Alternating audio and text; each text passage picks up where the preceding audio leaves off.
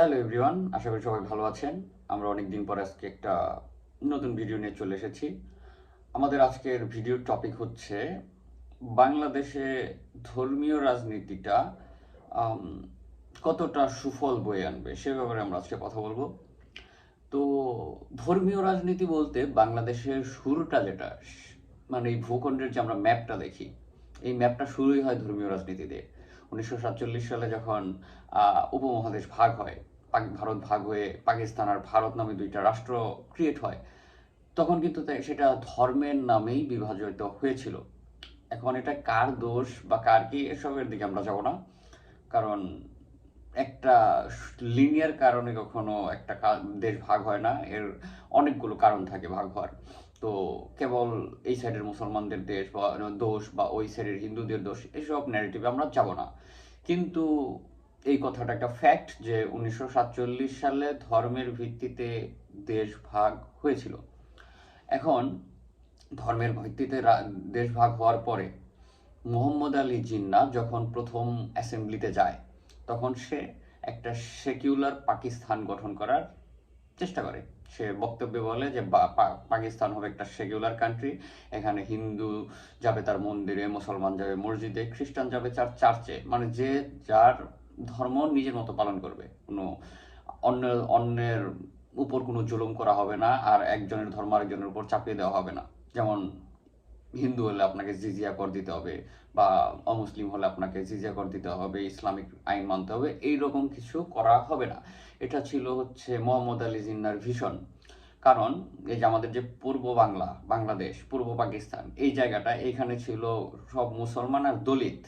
এখন এই নিম্নবর্ণের হিন্দু আর আমাদের যে যে ইকোনমিক্যালি লো যে মুসলমান, এরা এই বঙ্গে বাস করতো বিধায় দলিতরা আমাদের সাথে পূর্ব পাকিস্তান চলে আসছিল। যে আমরা মনে হয়, মানে আমাদের সোশ্যাল স্ট্যাটাস যেহেতু একরকম, আমরা মেবি একসাথে থাকতে পারবো।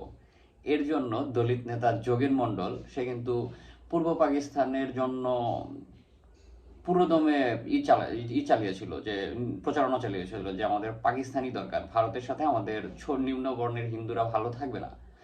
কিন্তু তার এই স্পেকুলেশনের দুইটা সাইড আছে। একটা হচ্ছে নিচু বর্ণের হিন্দুরা ভারতের সাথে ভালো থাকবে না, এটা সে ঠিক ছিল। আসলে এখন যে ভারতের দলিত আছে তারা কিন্তু ভারতে ভালো নাই। কিন্তু তার সেকেন্ড পার্টটাই সে ভুল ছিল। সেটা হচ্ছে সে ভেবেছিল মুসলমান আর দলিতরা যেহেতু দুইটাই নিম্ন অর্থনৈতিক দিক দিয়ে নিচু, মানে দুইটাই গরিব, তো সে ভাবছিল যে মুসলমানদের সাথে মেবি দলিতরা ভালো মতো থাকতে পারবে। কিন্তু তার এই স্পেকুলেশনটা ভুল ছিল। পরে সেই যোগেন মণ্ডলকেই পূর্ব পাকিস্তান ছেড়ে, মানে যে নিজে পাকিস্তানের ফাউন্ডিং ফাদার, যার ভিশন ছিল পাকিস্তান, তাকে পাকিস্তান থেকে বের করে দেওয়া হয়, সে ভারতে চলে যায়। এখন এর কারণ হচ্ছে মোহাম্মদ আলী জিন্নাহ খুব তাড়াতাড়ি মারা যায়। পাকিস্তান মানে ভারত ভাগ হওয়ার প্রায় 6-7 মাসের মধ্যে সে মারা যায়। এখন সে মারা যাওয়ার পরে যেসব দুষ্ট লোকের কাছে পাওয়ারটা চলে গেছিল, তারা আসলে ধর্ম ব্যবহার করে ক্ষমতা নেওয়ার চেষ্টা করছিল। যেমন ধরেন খাজা নাজিমুদ্দিন, তারপরে হচ্ছে আইয়ুব খান। আইয়ুব খানকে নিয়ে পাকিস্তানে এখনো একটা কথা প্রচলিত আছে যে আইয়ুব খান আগে নিজে একটা ডিসিশন নিত, তারপরে সে ওই ইসলামিক যে স্কলার আছে পাকিস্তানের তাদের বলতো যে আমার এই ডিসিশনটা কিভাবে ধর্ম দিয়ে জাস্টিফাই করা যায় করো, তারপরে জনগণকে জানাও। ঠিক আছে? তো এইভাবে পাকিস্তান চলতে থাকে। তো 1971 সালে এরা কি করে, সব আমাদের জিনিসপত্র পশ্চিম পাকিস্তানে নেওয়া শুরু করে দেয় বৈষম্যে, মানে আমাদের চাকরি দেয় না, আমাদের চাল কিনতে বেশি টাকা লাগতো, সব কিছু। আবার আমাদের যে রাজস্ব সেটা থেকে তারা ট্যাক্স নিয়ে দিত, আমাদের কিছু দিত না।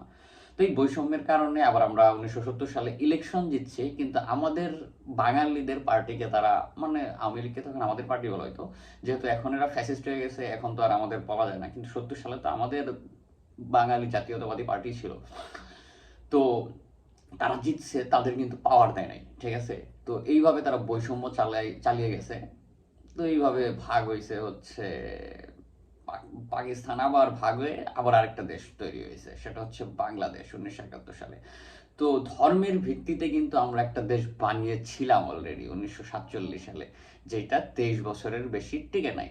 এর কারণ হচ্ছে যারা এই হাই লেভেলে থাকে তারা আসলে ধর্মটা কেয়ার না করে ধর্মকে ব্যবহার করে মানুষকে নির্যাতন চালায়, নিজেরা ক্ষমতা কক্ষিগত করে রাখে।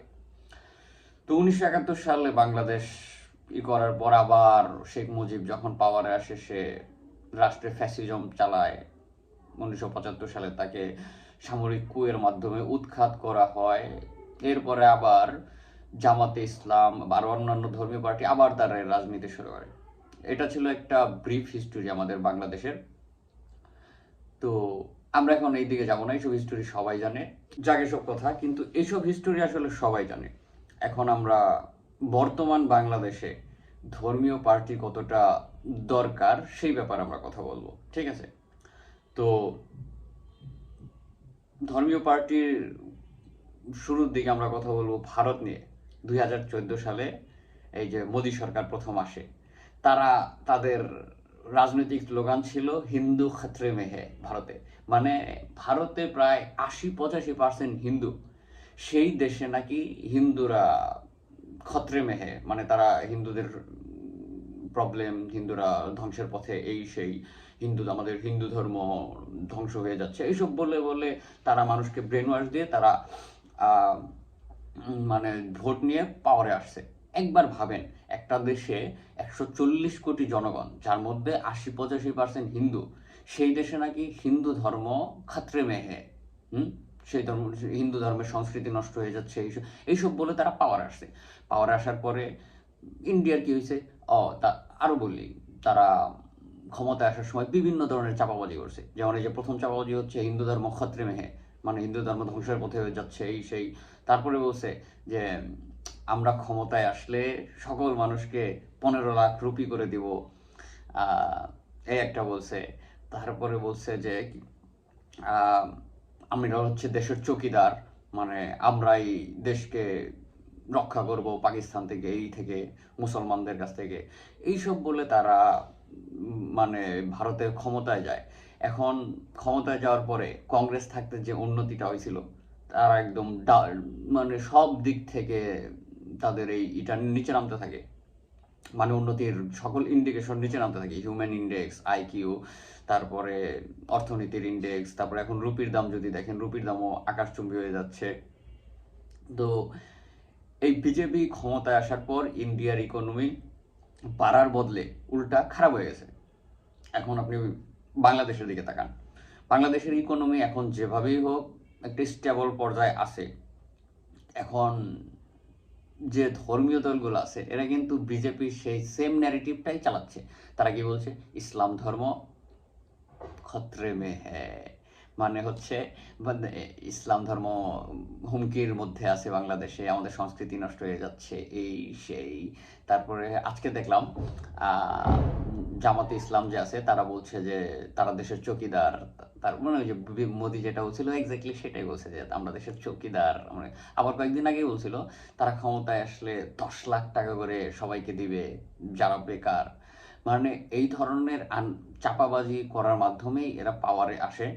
পাওয়ারে আসার পরে এখন যখন পাওয়ারে আসবে তখন তো এটা পাওয়ারে, তারপর আপনার আমাদের সিভিল লিবার্টি যেটা আছে সেটা থাকে না, আপনার বাক স্বাধীনতা থাকবে না, আপনি ঠিক মতো পলিটিক্স করতে পারবেন না। ধরেন আপনি বিএনপি করেন, তখন এরা বলবে যে বিএনপি করা হারাম, আপনার জামাত করতে হবে।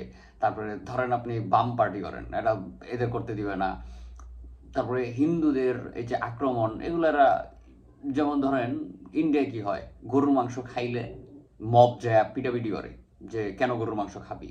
আবার বাংলাদেশে কয়েকটা নতুন শুরু হয়েছে যে গরুর মাংস কোনো হোটেলে না রাখলে সেখানে মব যায় যে তুই গরুর মাংস কেন রাখবি না। এগুলো হচ্ছে আপনি আপনার নিজের প্রপার্টির সাথে বা কি করবেন, এগুলো একদম আপনার পার্সোনাল লিবার্টি। তো সিভিল লিবার্টি, যখন আপনি একটা কাল্ট ভিত্তিক পলিটিক্যাল পার্টিতে পাওয়ার আনবেন, আপনার সিভিল লিবার্টি থাকবে না। আপনি ইচ্ছা মতো গান গাইতে পারবেন না। তারপরে তাদের পছন্দ মতো আপনার কাজ করতে হবে, পোশাক পরতে হবে। আপনি মেয়ে হলে তো কোনো কথাই নাই, আপনি মানে নিজের স্বাধীনতা একদম বিসর্জন দিয়ে দিতে হবে। তো আর ইকোনমিক দিক থেকে দেখলে আপনি সকল ধর্মীয়, যেসব দেশেই ধর্মীয় পলিটিক্স দিয়ে কোনো সরকার পাওয়ারে আসে সেসব দেশেই কখনো তা ভালো হয় নাই। সেটা পাকিস্তান দেখেন, তারপরে ইন্ডিয়া দেখেন, আফগানিস্তান দেখেন, তারপরে সকল কিছু দেখেন আপনি। তারপর আইএস যে জঙ্গি সংগঠন, এরাও কিন্তু ধর্মের নামে আসছিল। তো আর যেসব দেশে দেখবেন পলিটিক্সে ধর্ম আনে না, সেগুলাই হচ্ছে ওয়ার্ল্ডের সবচেয়ে ইকোনমিক্যালি পাওয়ারফুল, যেমন ধরেন আমেরিকা, তারপরে ইউরোপের দেশগুলো, অস্ট্রেলিয়া, জাপান। তা এই যেসব দেশে আপনি ধর্মকে পলিটিক্সে আনবেন না, আপনি সেই মনে মনে চান আমার দেশটা ইউরোপ আমেরিকা হোক, কিন্তু আপনি তো তাদের মতো রাষ্ট্র চালাইতে চান না। আপনি চান কিছু অশিক্ষিত লোক আপনার রাষ্ট্র চালায়। মানে ইজ ইট রিয়েলি পসিবল যে আপনি এটা মেনে নেবেন যে আপনার থেকে নিম্ন জ্ঞানী লোক, যারা জীবনে কিছু জানে না পড়ে না, তারা আপনার শাসন করুক? এটা আপনি চান? এটা আসলে ভাইবা নেওয়াটা অনেকটা টাফ। যাই হোক, বাংলাদেশের জন্য ধর্মীয় পলিটিক্স কখনোই ভালো হবে না।